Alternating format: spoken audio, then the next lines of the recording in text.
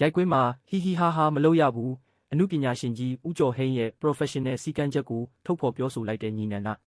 မြန်မာရုပ်ရှင်လောကတွင်အသက်ဝင်လှုပ်ရှားနေသည့်ဇာတ်ကောင်စရိုက်များဖြင့်ပရိသတ်တို့၏ရင်ထဲတွင်ယနေ့တိုင်ခိုင်မာနေရာယူထားနိုင်သူမှာမင်းသားကြီးဦးကျော်ဟိန်းပင်ဖြစ်သည်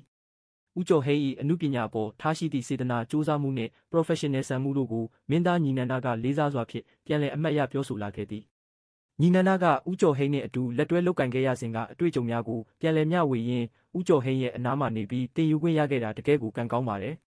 သူကရိုက်ကွင်းတစ်ခုပေါ်မှာဆိုရင်ဟီဟီဟာဟာနဲ့စနောက်တာမျိုးအလုံးနဲ့မဆိုင်တဲ့စကားပြောတာမျိုးတွေကိုလုံးဝသဘောမကျပါဘူး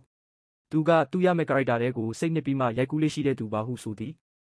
မင်းသားကြီးဦးကျော်ဟိန်း၏တရုပ်ဆောင်မှုများသည့်ဇက်ကောင်စရိုက်ထဲသို့အပြည့်အဝစီးဝင်နှင်းမြုပ်နေလေးရှိပြီးရိုက်ကွင်းပေါ်တွင်အချိန်တိုင်းကိုတံမိုးထားသူဖြစ်သည်ကင်မရာရှိတွင်ဇက်ကောင်နှင့်တသားတည်းဖြစ်နေရန်ပြင်ဆင်လေးရှိသည့်သူ၏အလေးထားသည့်ယနေ့ခေတ်တရုပ်ဆောင်များအတွက်အတူယူစရာကောင်းလာသည့်သင်ခန်းစာတစ်ခုပင်ဖြစ်သည်ဦးကျော်ဟိန်း၏ယခုကဲ့သို့အမှုပညာအပေါ်တံမိုးထားမှုစီကံကြီးမှုနှင့် character တစ်ခုချင်းစီအပေါ်အသက်သွင်းပုံတို့ကိုလိုက်မိသူအတော်ရှားပါကြောင်းပရိသတ်များကလည်းမှတ်ချက်ပြုလျက်ရှိသည်အမှုပညာကိုအသက်နှင့်လဲပြီးမျက်နှိုးကဲ့သို့ဖြစ်သောကြောင့်လည်းလူသားမရှိတော့သည့်တိုင်သူ၏အမှုပညာလက်ရာများနှင့်နာမည်ဂုဏ်သတင်းတို့မှာယနေ့တိုင်ပရိသတ်များ၏နှလုံးသားတွင်ထွန်းတောက်နေစေဖြစ်ပါတော့သည်